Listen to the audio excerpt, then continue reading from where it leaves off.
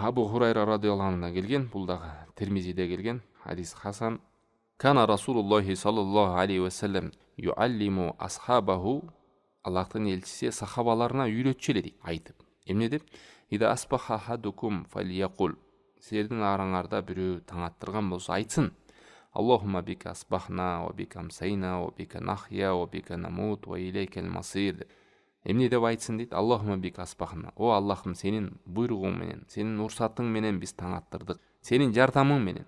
Ва бика амсайна, сенин жардамың менен кечкирди. Ва бика нахья, сенин буйругуң менен, амириң менен биз уйкудан турдук. Ва бика намут, сенин буйругуң менен өлөбүз бул дүйнөдө. Ва илейкел масир, сага кайтып барабыз деген сөз. Ойгондук деп ошо эртең мененки зикирде айтылат. Кечкиребиз деп да айтылат кечкисин. Кечкирген болсо Аллахумма бика амсайна дейт. Сенин буйругуң менен, сенин жардамың менен кечкирдик, сенин жардамың менен таң аттырдык. Жана ушул менен ойгонобуз эртең менен, жана ушул менен уйкуга да кетебиз. Ушул менен өлгөндөн кийин кайра тирилебиз сенин буйругуң менен, жана сага кайтып барабыз деген. Карасаңыздар, таң аттырды. Ошол менен өзүмдүн эрким менен, өзүмдүн күчүм менен адам өзүнө таянууну жок кылат.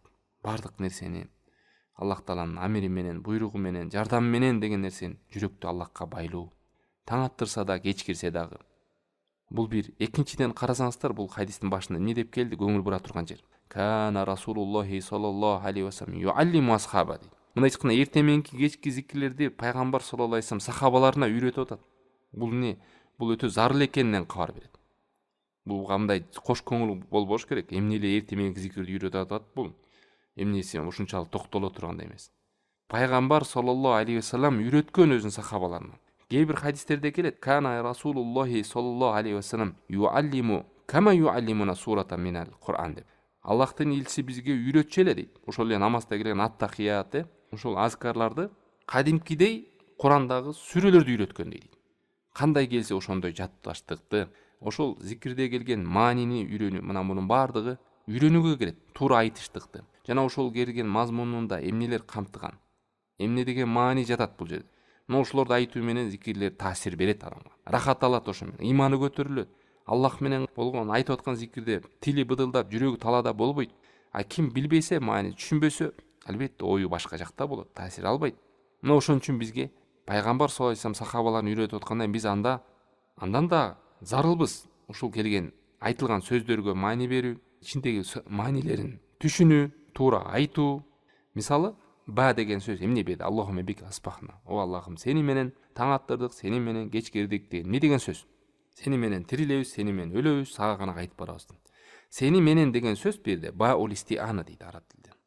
Жардам сурап атасың. Аллахтын жардамы менен.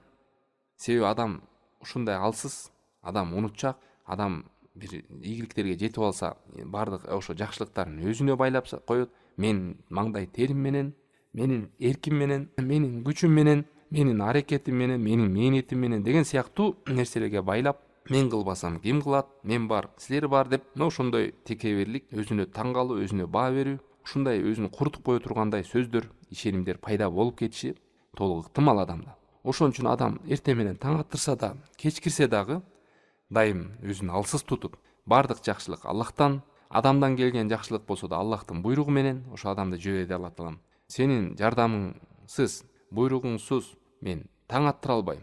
Ушул багымдатка турсаңыз дагы, намаз окушуңуз, ушул зикирлерге отурушуңуз керек болсо, ушул сабакты угушуңуз дагы бардыгы Аллахтын жардамы менен деген нерсе жүрөктү Аллахка байлоо.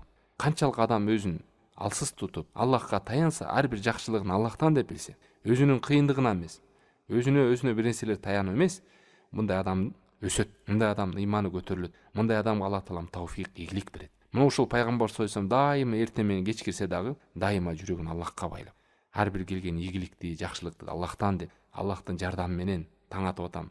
О Аллахым, бул өлүм да, уйку өлүмдүн бир тууганы деп келет. Элестетиңиз, уйкудан турганда бул түндө канча адамдар өлүп кетти, канча адамдар майып болду, канча адамдар мүлкүнөн ажырап калды, канча адамдар тонолуп кетти, канча адамдар оору менен таң атты, канча адамдар оору менен кечкирди. Ар кандай кырсык сиз сак саламатта Аллахтын жардамынын астында ушундай жакшылык ээ болуп, ушул зикирди айтуу менен жүрөгүңүздү Аллахка байлап, шүгүрчүлүктү көбөйтүп Аллахка, мына ошондой жакшылыкта болот адам.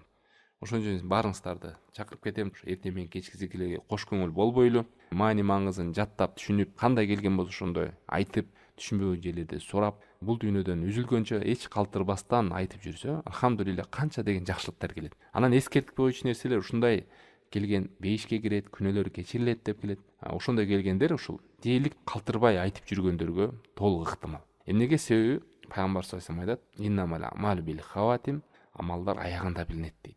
Ошон үчүн адам өлгөнүнө эмес таң калуу, өлгөнүнө таң калуу эмес, ал кандай өлдү, кандай амалда жүрдү.